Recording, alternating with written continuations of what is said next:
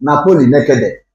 Na emelu ụgwọ increase ndị na-akwụbu 150 160 ka a bịaziri January asa ga-akwụ 250,000 naira. Amazi m ọwụ ndị agent with the problem na naked poli.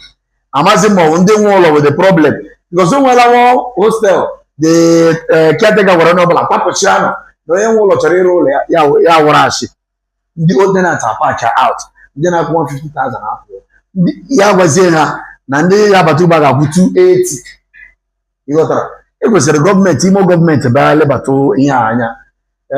Daga kpọrọ m degide akwa m si ama na ihe m ga-eme masịkwa m buru ya bata Owerri Gossip Center atụtụ ihe ọnụ mara ma onwe ihe awa gọvanọ nwere ike imetụ ihe gbasara hazret ndị Federal Polytechnic naked Owerri.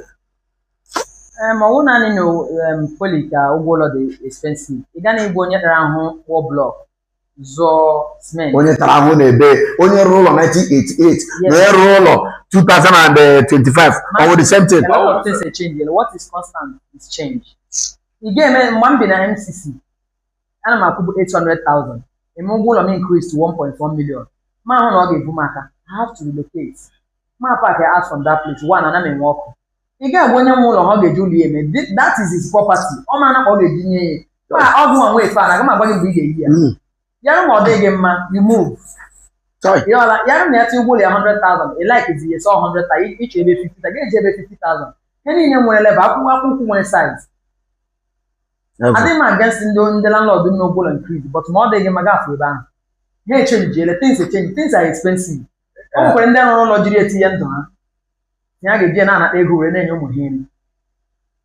Akwemana. Ụlọ ịrụrụ na akwemana so investment. In the next 5 years, gasị chọrọ add 100,000. Ọ tenant nwere right ịbịa gwa gị sị ego added too much. Ka ọ gị nwa nwere right ịgwa tenant sị ha ahụ chọrọ itinye n'ụlọ gị onye na ọ dị mma ya kwafu. Ndị landlord kwesịrị inwe conscience ma ndị agent of devil wetin ha kwesịrị inwe conscience. Ihe siri ike. Cost of living dey high. Most people na ihe ha wụ the landlord. Or agent na-akwanye ha. Tinye ego. Gị tinye ego Yahoo Boys ga-akwụ.